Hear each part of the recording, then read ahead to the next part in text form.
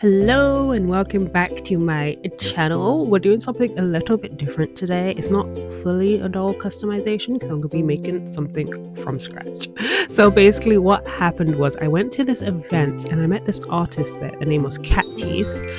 Please follow them and check them out. Their art is really gorgeous. They had these little cat plush keychains and I thought they were the cutest thing in the world, and they were. They sold, I think, out all of them at this event. And they told me how they made them, and my mind was immediately like, yes, I also need to do this. You know when you see someone on the internet do a craft and you're immediately like, I also need to now do that craft. That's basically what happened to me.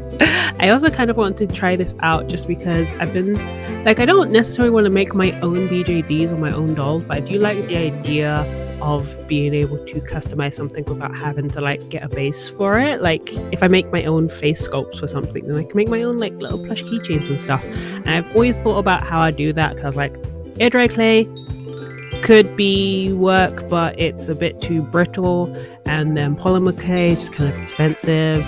And then epoxy sculpt is just heavy. Like you can't sculpt anything too big with epoxy sculpt and then put it on a keychain. It's just going to be a little bit too much. But then they told me that they use foam clay, and I was like, ooh, gotta try that out. So basically that's what I'm going to be doing today. So I'm stealing this from Cat Teeth. Go follow them, and then let's see what I do with it, because it's not going to be as successful, but it is going to be fun. So this is the one I ended up getting. I just got it off of the internet. You can probably find packs like this everywhere. I've never tried this before, so this one that I came with like instructions, so you can make different stuff and some tools, which is fun. I already have tools, but I thought I'd try it out. And yeah, I've never really used air dry clay before. It's way lighter than I thought it would be. I know that sounds dumb because that's literally part of it, is that it's really light, but just even touching it, it literally feels like foam. It felt like nothing. I was like, oh, this is going to be so much fun. I'm not going to do too crazy sculpts with this. I'm just going to do flat faces. I'm literally just copying the keychain that I already have, and I'm just going to try and kind of replicate that but in my own style. So I'm not going crazy with this right now. I'm also found out that like, I think you have to wait for this to dry a little bit, because straight out of the pack it's quite sticky and quite like flexible. Like it doesn't want to stay in a shape too well. It likes being flat and almost nothing else. Maybe because I'm just not very good at using this just yet. But yeah, I made basically a bunch of different faces. Some of them I made a little bit too flat, and then when they dried they got really wonky. Which again, this is all just experimentation. I also did some versions where I cut out little eye holes. I'm gonna see if I can put some insert eyes into them, because there's a lot of these like plush keychain dolls that have insert eyes. I think they're so pretty. So I just wanted to see if I would be able to do that myself and make it look good.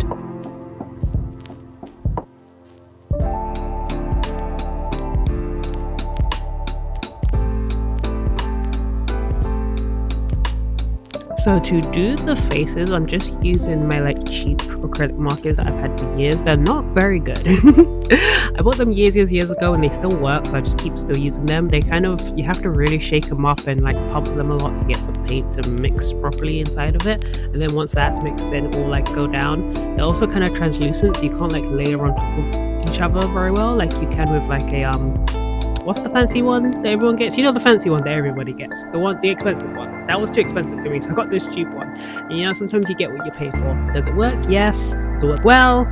Question mark.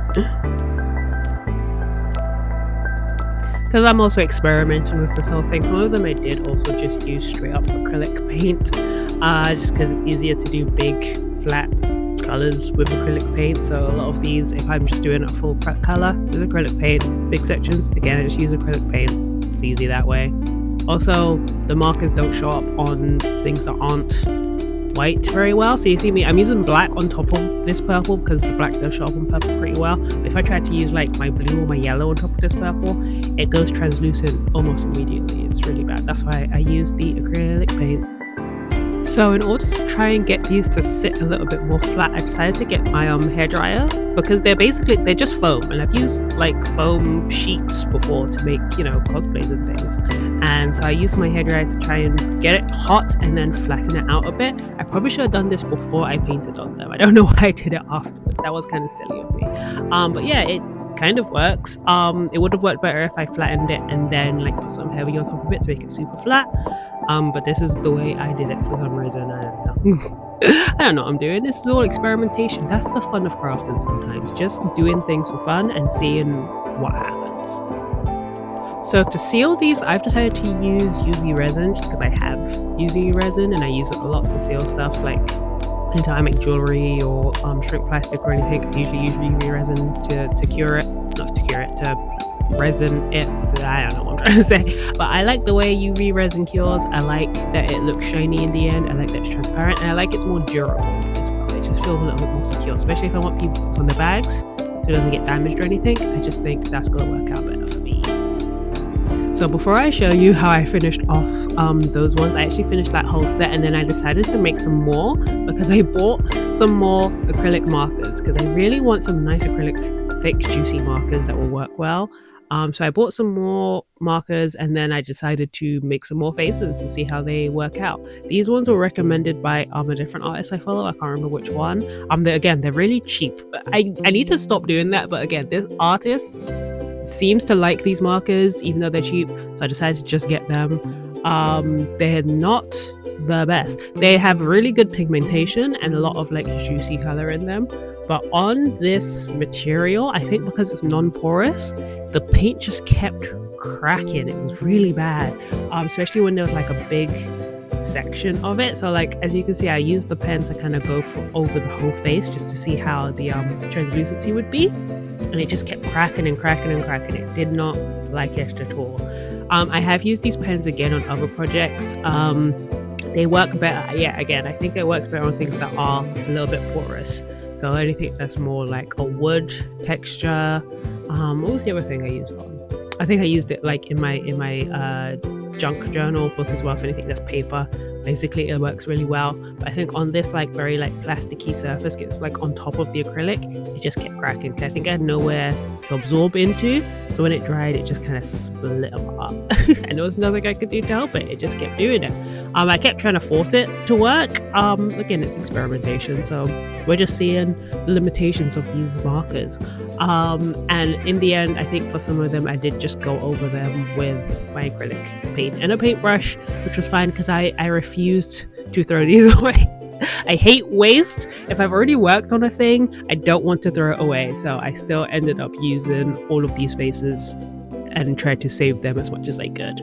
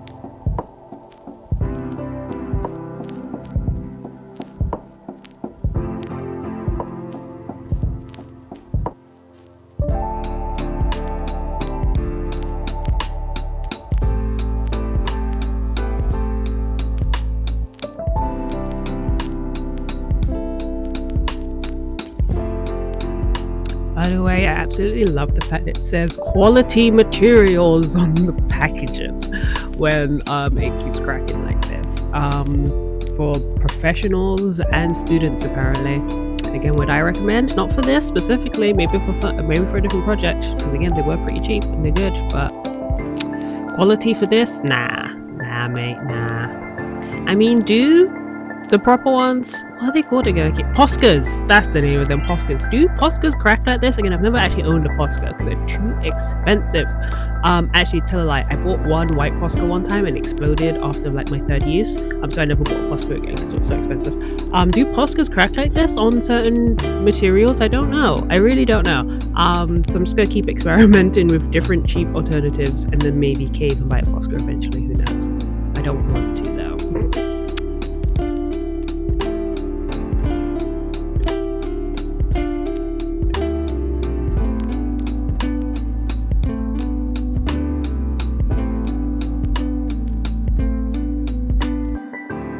Another round of toxic curing. Remember to always wear gloves, to wear a respirator mask. You should do it in a well ventilated area. I only have my bedroom, which is honestly not the most ventilated place in the world. But when I finish curing these, I also put them in the hallway next to like the window, so they can like just make sure all the fumes are fully out of the room. But yeah, they do look cute in the end, so I'm happy I didn't give up. Maybe I should have though. I don't know.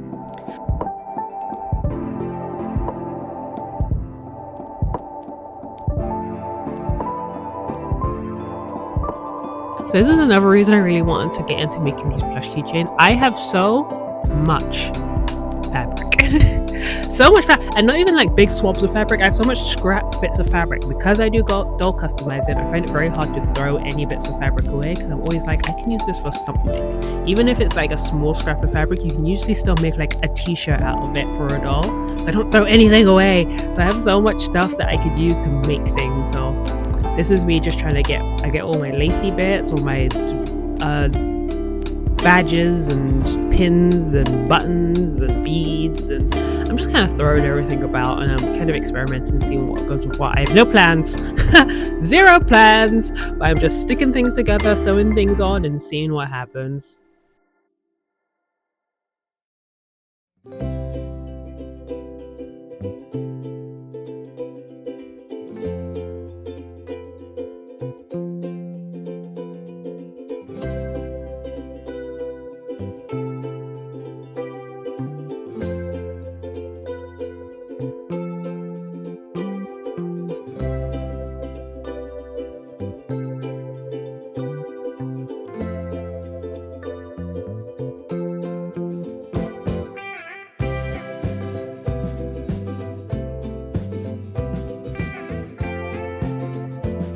And now it's time for the big reveals. This is what they look like in the end. Yeah, I'm happy how they came out. It was fun to do. I'm glad I did them all in one big chunk because I think I would have gotten bored if I tried them separately. The ones with the insert eyes were really interesting. I don't know if I did it super well though. It is something I kind of want to experiment with though again, but it does take a lot more effort, which I don't know if I want to put that much effort into these again. We'll see. It's all experimentation. It all just depends on how I'm feeling at any given time. I also stuffed some of them with scraps as well, so again, it's a good way to just get rid of a lot of my scrap stuff. This is again why I refuse to throw anything away. Everything can be used for something. And yeah, I just tried to make them all kind of cute colorways. I kind of stole the whole like bonnet looking lace thing. Again, it's heavily inspired by Cat's Teeth. Just please go follow them. You know, buy anything from them if you are able to. They're really cool artists and they do a lot of really cool acrylic paint stuff as well, like actual artist stuff. But yeah, I like how these keychains came out in the end. I do kind of want to make some more, like the actual kind of like Labubu type ones where it's like a little actual doll in a like little fluffy costume. I have plans to do that in the future, but we'll see how long it takes me to do that because this took me long enough to do anyway. And yeah, and if you want any of these keychains, I have some of them available on my Etsy. Not all of them, because some of them I sold already at MegaCon Farnborough, and one of them I have taken for myself. The white fluffy bunny one, that one's fine. So you can't have that one, sorry. But yeah, the other ones are available if you would like to purchase any of them. I just want to say thank you so much for watching. Let me know what you guys want to see me do in the future, more dolls or more crafts like this, because it's a bit different from what I usually do, but I thought it'd be fun to record it anyway. But yeah, I'll see you guys next time, and have a good day. And I still don't know how to end these videos. Bye.